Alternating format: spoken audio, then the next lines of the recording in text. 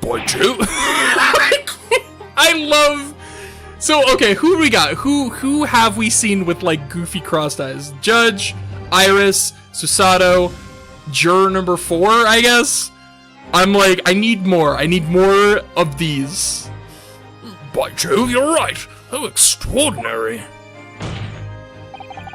What this tells us is very simple. Mr. McGilded's small box was indeed not stolen from Windibanks on the night in question. However, there can be no doubt that somebody picked up this particular box and then returned it to its place on the shelves. Are you suggesting that the small box originally deposited by Mr. McGilded is in fact... Yes, the very same small box I just identified in those photographic prints. Objection! Mindless guesswork. What if it was? So a box was moved on the shelf. Nothing was stolen. What if it was the box? What was in the box was stolen? You boob! Which means quite simply that nothing has changed. That may be true, but... Alright, McGilded's box wasn't stolen then. But doesn't the fact that it was moved like that change things? It changes everything! I don't know why I'm yelling. I'm yelling! Why? Ace Attorney, what are you doing to me?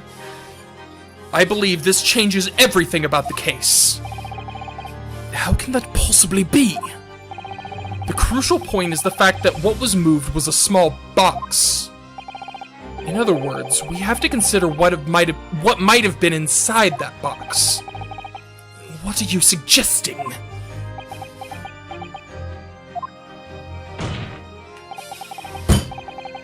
I'm suggesting that we need to examine that box as soon as possible. A vital piece of evidence that is sitting on the shelves at Windibanks as we speak. Objection! That won't be necessary. Some little box belonging to a man who died 2 months ago can't possibly be relevant to this trial. The court does not uphold your objection, Lord Van Zeeks. Bailiff, arrange for an officer to go to Baker Street at once. Obtain the small box in question and bring it back here for further examination.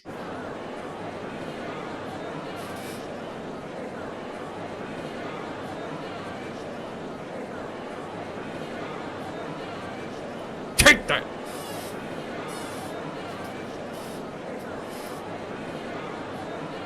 Yo, fucking stare off.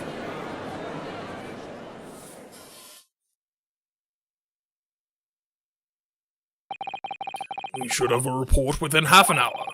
I think perhaps we should recess for a while until the evidence is brought forth. To be hoodwinked by such a farce. Disappointing. I beg your pardon, Lord Van Zeeks. This is nothing but a smokescreen. A Nipponese specialty, it would seem. Haha! Casual racism. What are you trying to say? My learned friend has persisted with the same line of reasoning from the very beginning. That this witness's intent was to steal an article belonging to Mr. McGilded from the pawnbrokery. Yet common sense tells us that none of the articles have value enough to be worth stealing in the first place. Exactly! It would be beyond absurd to break into a place for the purpose of stealing such commonplace property.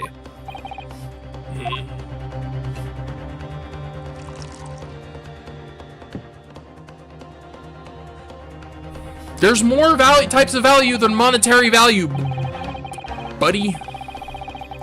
If your lordship recalls, Mr. McGilded perished 2 months ago, immediately after the conclusion of his trial.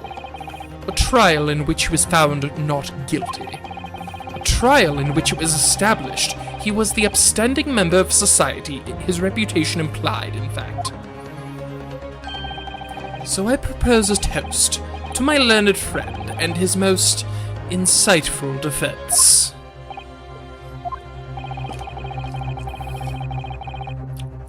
The articles this upstanding member of society pawned were entirely ordinary.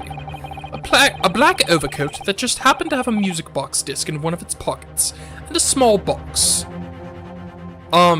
So you just admitted that the coat wasn't yours?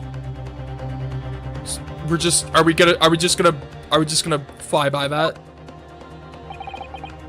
Are we just gonna scooch on by that he just admitted that the coat wasn't his?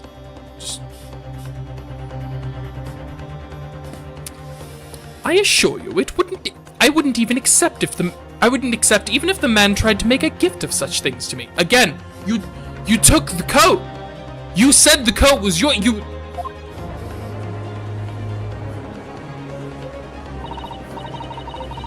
You know, that rather does make a lot of sense. It's not as if it was gold or jewels, is it? Though goodness knows, Mr. McGilded was rich enough. But you can't deposit cash at a pawnbroker. Chatter. The prosecution's argument is undeniably compelling. No, it isn't! What the fuck are you talking about? You people are nuts! It is incumbent on the defense now to bolster its argument. To explain what possible significance these commonplace articles pawned by this fine citizen could have. Well, counsel, is your argument in fact demonstrable? Are you able to show proof that the disc or the box are in any tangible way related to the case? Well, what's the matter, Bruno? We know that they're related, don't we? They're both vital pieces of evidence. Yes, of course. You and I both know that. We know McGilded's true character, and we know the disc is significant, even if we don't know why. But if we explain all that to the court at this point, we'll have to acknowledge that McGilded's acquittal 2 months ago was a mistake. That the defense's argument was flawed, based on false information. Oh no! And that would mean admitting that Gina committed perjury. But Ginny... Could it be that Van Zieks knows? Is that why he's doing this now? Because he anticipated everything? But maybe... This could be a great opportunity for us. Sorry? What do you mean, Iris? Well, what is it that you always say, Bruno? Sooner or later, the truth comes out, every time. Alright, the exact significance of the things that McGilded deposited with Mr. Windibank is something that only Gina can explain to the court. But if I put her on the stand to testify about that, it could critically damage our chances of winning this case.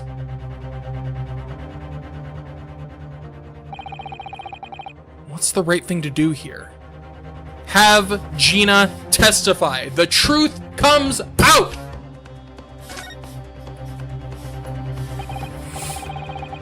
My lord, the defense would like to make a proposal. Oh, what proposal, counsel? While the court awaits the arrival of Mr. McGilded's small box, I would like to call the defendant, Miss Gina Lestrade, to the witness stand. The defendant? To what end? It's to do with the various articles deposited at Windibank's by Mr. McGilded, my lord. Miss Lestrade has information relating to them. I believe it would be beneficial for the court to hear what she has to say.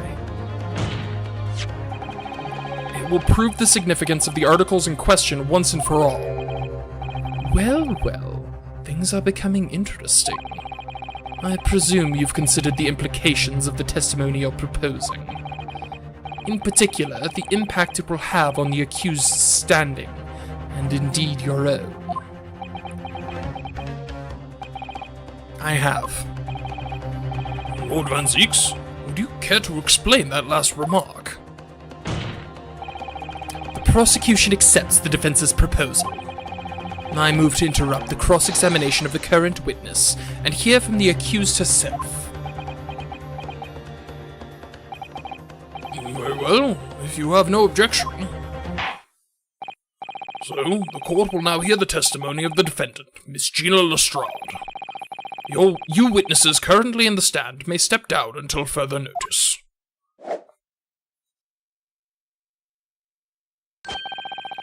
Then I shall bid you good day. Wait. You, sir, shall remain in the stand while Miss Lestrade testifies. As you wish. Alright then, Gina. It's time. I know this will be hard, but please, put your faith in me here. Good luck, Runo.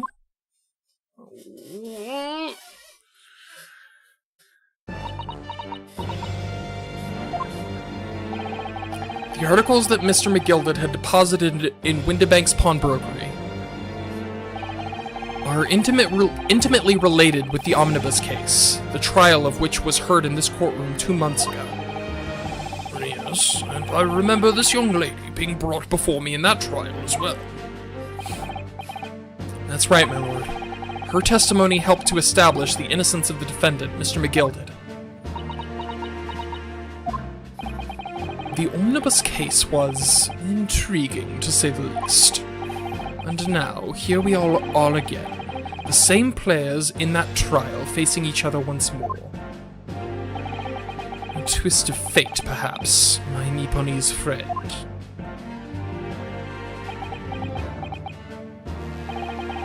Allow me to recap the events of 2 months ago.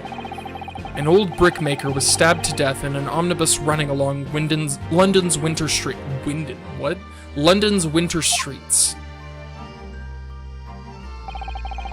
Apart from the victim, there was only one other person in the carriage, Mr. McGilded. Naturally, he was the prime suspect for the murder. But as the trial progressed, another possibility emerged, that the murder in fact took place above the defendant's head on the roof deck, and with the body then being dropped through the skylight into the carriage below. It was Miss Lestrade whose testimony brought that possibility to light. At the time of the incident, Miss Lestrade was concealed under a seat in the carriage, hoping to pick the pockets of unsuspecting passengers. Then, immediately after the trial, having been acquitted of the murder, Mr. McGilded died in this very courtroom, in the most extraordinary of circumstances. A mystery that remains unsolved even now, 2 months on, as indeed does the omnibus murder itself. Be that as it may, I recall neither the disc nor the small box being mentioned in the course of those proceedings. Miss Lestrade? Would you tell the court now, please, what really happened in the omnibus 2 months ago, I mean? I don't know what you mean. I already said all what I know. And what about everything you told us yesterday from inside your prison cell? Please, Miss Lestrade, this is extremely important. But... Remember, little girl, if it transpires that you willfully withheld information in the trial 2 months ago, the Home Office will seek to prosecute you for perjury. And naturally, you will lose all credibility as a witness. Although, let's face facts, you have little credibility to lose. Ginny, don't listen to him. Please, you have to trust Runo now. Iris? We're on your side.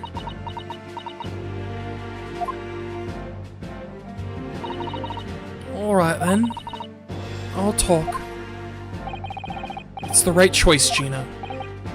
Well, it would seem that my learned friend is hell-bent on bringing the entire courtroom down about his ears.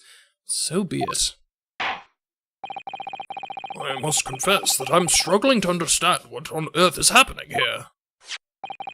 However, it would appear that Mr. McGilded pawned articles, and that extraordinary case of the omnibus harbor secrets of which we have been hitherto unaware. So, Miss Lestrade, you will now give your testimony before the court about the events of 2 months ago. You will reveal the truth, a commodity sorely lacking in your original statements. This is it then. Everything's gonna come out. Like Van Ziek said. This could bring the whole courtroom down about my ears, but as a lawyer, I'm prepared to take that risk.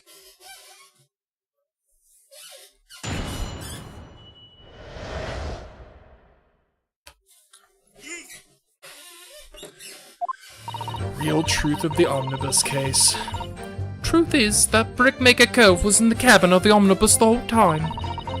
When the Irishman dragged me out from under the seat, I saw that disc on the floor. All of a sudden, I heard a scream from over me head, and my pair on the roof deck went off to call the slops. The slops? That's when Mr. McGill had slipped the driver some tin to do a run to the pawn shop roundabout. He threatened me not to snitch, not to say nothing to no one about what I'd seen or heard. Good grief, this is outrageous! What you've just told the court bears almost no resemblance to your testimony 2 months ago. As you say, my lord. Then there's every chance I may have adjudicated an error in Miss McGilded's trial. It sounds very much to me as if the man deliberately deceived the court. What? A guilty man deceiving the court? Impossible! In an effort to cover up the most wicked of schemes. Without a doubt, your lordship is correct. A great injustice was done in this courtroom 2 months ago. The actions of the accused in that trial, of this witness, and of my learned friend are entirely inexcusable. I don't believe it. The whole trial was a farce. It was all lies. The McGilded fellow was rotten to the core, just like the pickpocket. Don't forget the lawyer from the east. They were all in on it together. You're wrong, the lawyer! Mr. Naruto, the lawyer there, he didn't know nothing about it. Humbug! I don't think so. Are we really expected to believe that? He really stitched everyone up, didn't he? What an operation to get the man off scot-free. Unforgivable. Stop. The lies have to stop. Stop. Yes, the defense made a terrible error of judgment. I intend to take full responsibility and suffer whatever consequences are deemed appropriate. However, it's imperative that the court allows the witness to elaborate on her testimony, because the true significance of McGilded's pawned articles must be brought to light. Very well, my learned student friend. Given the depths of the calamity you have just plunged yourself into, this may be well worth hearing. Words fail me. This situation is utterly deplorable. Mr. Naruhodo. Yes, my lord. I will decide upon your fate following the conclusion of this trial. Of course, my lord. Blimey, Mr. Naruhodo. Now, counsel, proceed with the cross-examination.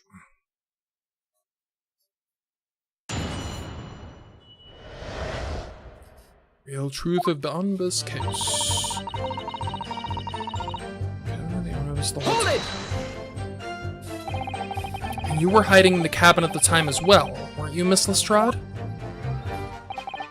If I remember rightly, in the storage compartment underneath one of the seats.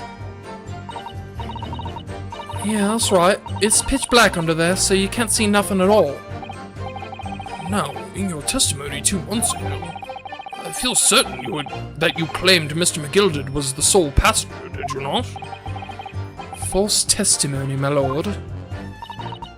That's what he told me to say. But it's important that you tell us the truth now. Were Mr. McGilded and the victim acquaintances? I don't know. But I did hear him talking a lot. What were they talking about? Well, I couldn't hear too well, but if I had to say, I think it was about money or something. They kept talking about buying and not buying. Perhaps business dealings of some kind? Well, anyway, they got louder and louder. It started to sound like a proper fight. I was pretty scared by then. I already had to breathe, and then all of a sudden, I heard a noise like someone keeling over on the floor. It was blooming loud and all. And I believe you let out an involuntary scream. Yeah, that's what gave me away.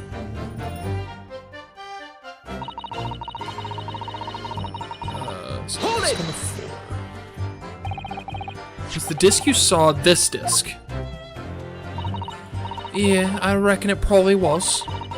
It was right next to the cove lying on the floor. This disc had belonged to the victim, perhaps? I don't know, but McGilda picked it up pretty smartish. And then he sat the cove with a knife in his belly up on a seat.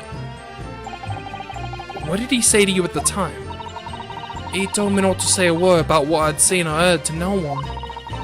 About the disc and all? I was dead scared. The way he was looking at me, I thought, if I didn't go along with it, I'd get stuck with that knife too. And he started asking me a load of questions, like what my name was and where I lived and that. He asked about me being a diver too. But after a while, what had happened in the carriage was noticed. Yeah, that's right. First there was a kind of rapping noise. Suddenly I heard a scream from over my head. Hold it! Call the slops. There were 2 gentlemen occupying the seats on the roof deck, I believe. That's right. He must have looked down through the skylight and noticed the cove was with the knife in his guts.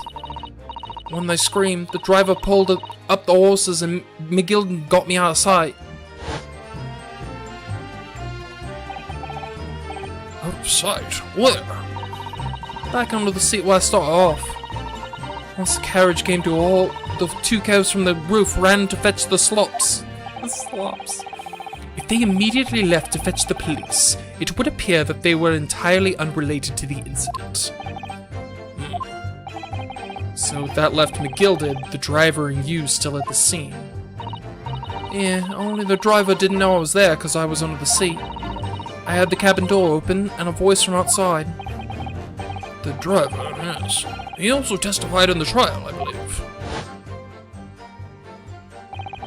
A fellow who went by the name of Beppo, if my memory serves. What did McGilded and the driver say to each other? I don't know what happened, and stuff like that mainly. So McGilded slipped the driver some tin to do a run to the pawn shop roundabout. Hold it! That pawn shop obviously being Windibanks on Baker Street. Just a moment, Counsel.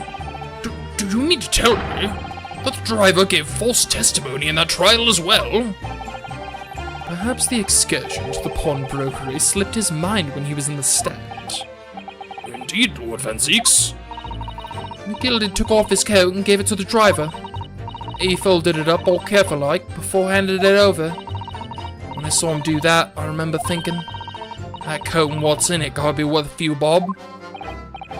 Yes, Gina was sure the disc must be worth more than Mr. Windibank was suggesting, wasn't she? I remember her quibbling with him over the price that afternoon at the pawnbrokery. The driver looked pretty happy when McGilded flashed some brass in his face. He went running off at a lick. Some of this I'm like, I can only understand through sheer context. Like, at a lick? Like, I assume that means quickly. Like, fuck.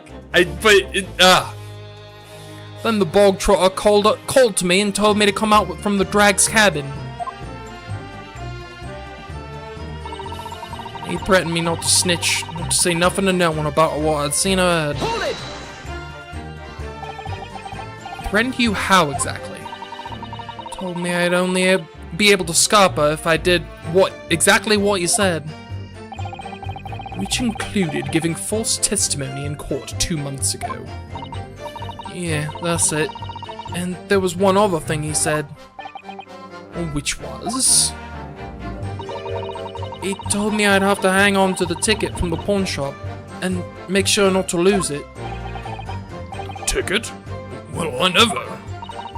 Said that if he didn't show up to get the ticket off me before 2 months passed, I had to go to the pawn shop and pay the money to keep it in lug, to stop it being forfeited. He left me with some brass to pay for it. But really? Why on earth would Mr. McGilded have done such a thing? Depositing his overcoat with the pawnbroker before the arrival of the police. makes no sense at all. There would seem to be only one logical explanation, my lord. What McGilded had the driver deposit at Windibanks was something he didn't want the police to see. Something very important that he needed to hide at all costs. Anyway, after that, he let me go, so I legged it before the coppers showed up. Well done, Gina. It can't have been easy to tell the truth like that. Ginny's really putting her faith in you, Runo. Rogu? Yes, and to thank her, she'll have to face a charge of perjury once the trial's over. So I need to use the time we have now to get as much information out of her as possible. It's time to really go for it. Press over on every statement. I did that. I suppose I should. Oh, and another thing. What's that? Take a look at those two. Isn't it strange that they've been whispering to each other the whole time? I didn't even notice that. I noticed that his back was turned. I didn't realize they were fucking gossiping like schoolgirls. Yes, that is strange. It looks like they're having a secret discussion about something. I'm not sure I'm completely comfortable with that. I wonder if there's anything I can do about it. How do I...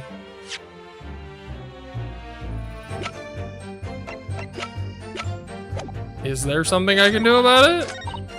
How do... I can't, like, move over to them. I mean, I guess, like... Maybe I just press... Maybe it, like, doesn't matter what I press on. Because it lets me, like, shift over to them even if there's nothing... So this disc... Yeah. Hey, buddy! Excuse me! Fuck are you guys talking about? Is there something you'd like to share with the court, Inspector Gregson and Mr. Graydon? Inspector! Mr. Graydon! Whoa! Blimey, you trying to get me a heart attack? You have been whispering to each other for quite some time now. Tell us, what is the discussion about? Discussion? With this fella? Pull the other one, sunshine! You think I got anything to talk about with a shady gent like this? And I have nothing to say about this uncouth detective after he deprived me of the disc that was rightfully mine.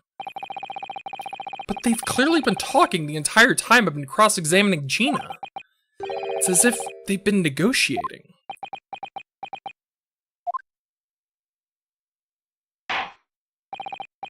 Thank you, Miss Lestrade. Thank you, Counsel. I've heard enough. I believe we now have a reasonable understanding of what actually had transpired on the omnibus.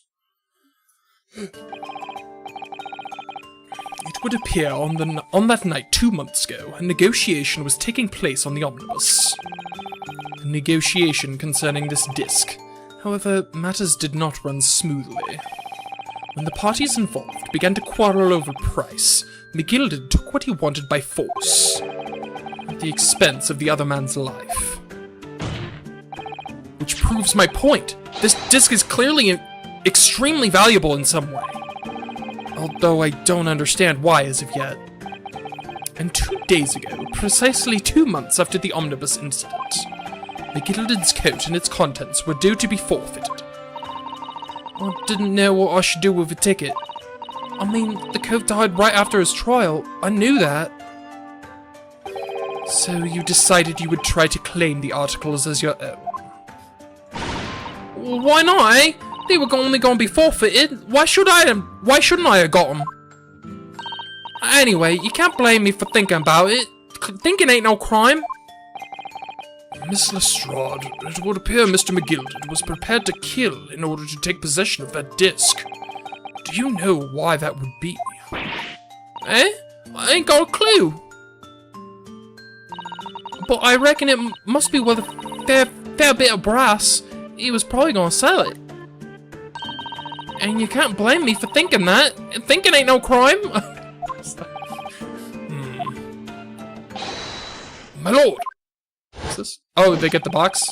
The evidence your lordship requested has been located and is ready for the court's inspection, sir. I got the box.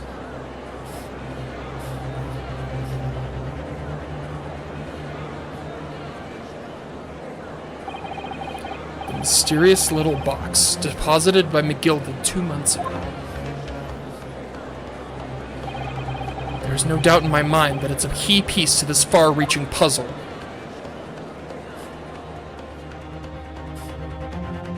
To be oh, hell no! It has not. No, we're going to another to be continued. We're keeping going. That being said, I need to turn this fan because I'm dying. It's muggy.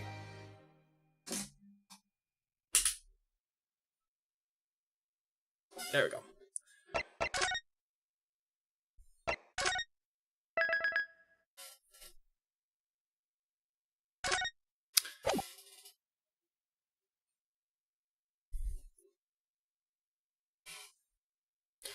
It's a nice box, for sure. So this is the article in question, is it? The small box deposited with the pawnbroker by Mr. McGilded 2 months ago. And on the night of Mr. Winterbank's murder. Oh, and on the night of Mr. Winterbank's murder, the only item on the shelves that was touched by whoever broke into the shop. Quick, quick, let's open it and see what's inside.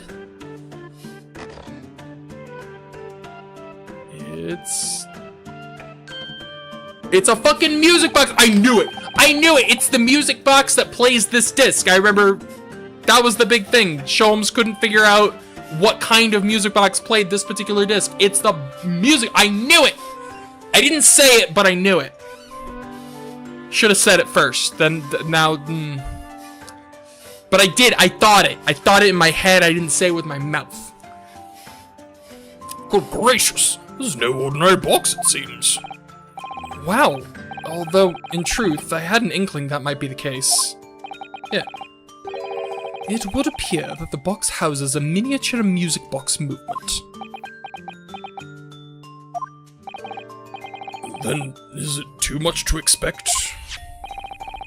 I think it would be reasonable to assume that this is a device for the playback of this disc, my lord. Yeah.